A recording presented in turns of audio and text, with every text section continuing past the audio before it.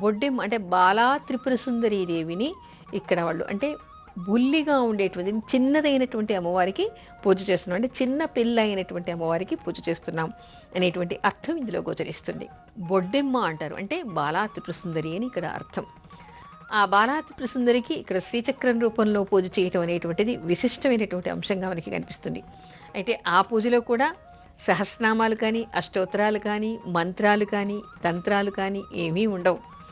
కేవలం పిల్లలకి ఉండేటువంటి దోషాలు పోవాలని, శ్రీచక్రంలో ఉండేటువంటి అమ్మవారిని పూజించడం వల్ల వీళ్ళకి మంచి భర్త లభిస్తాడని చెప్పేసే ఉద్దేశంతో ఈ విధంగా కొన్ని ప్రాంతాల్లో చేస్తూ ఉంటారు.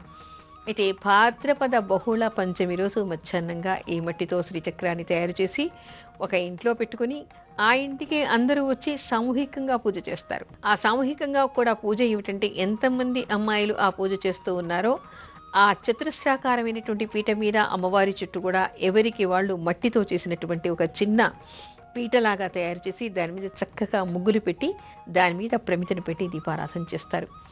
ఎవరికి వాళ్ళు వాళ్ళ ముందర దీపారాధన చేసిన తర్వాత రకరకాల పువ్వులు, పారిజాతాలు, గులాబీలు, ఊళ్ళల్లో తంగేడు పువ్వులు దొరుకుతుంటాయి. తంగేడు పువ్వులు, గులాబీ పువ్వులు, మల్లె పువ్వులు, జాజి పువ్వులు, చెంబేలు పువ్వులు, చామంతులు, తోటల్లో విరగ పూసినటువంటి అనేక రకమైనటువంటి పువ్వులన్నింటినీ కూడా తెస్తారు.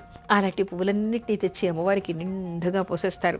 పోసేసి పత్తితో వస్త్రం చేసి వేసి గంధాక్షతలు వేసి పిల్లలంతా కూడా ఏంటంటే ఆడపిల్లలంతా కూడా చప్పట్లు కొడుతూ ఒకళ్ళు పాట చదివితే ఒకళ్ళు పాట చెప్తే ఇంకొకళ్ళు పాటనంటూ అమ్మవారి చుట్టూ ప్రదక్షిణలు చేస్తారు. చేసిన తర్వాత రోజుకు ఒక రకమైనటువంటి నైవేద్యాన్ని చేస్తారు. పూజంతా అయిపోయిన తర్వాత ఒకరోజు పులిహారని, ఒకరోజు బొబ్బట్లని, ఒకరోజు పాయసం అని వాళ్ళకి ఇష్టం ఉన్నటువంటి నైవేద్యాన్ని అక్కడ అమ్మవారికి పెట్టి అందరూ తలా కాస్త తీసుకుని వెళ్ళిపోతారు. ఇలా ఆఖరి రోజు మాత్రం చాలా శాంతి చేస్తారు. ఎందుకంటే శ్రీచక్రాన్ని పెట్టి పూజ చేశారు కదా, శాస్త్ర విధిని చేయకపోయినా వాళ్ళు బొమ్మలాటలాగే చేసినా కూడా అమ్మవారిని అక్కడ స్మరించుకున్నారు, అమ్మవారిని అక్కడ వాళ్ళు పూజించారు.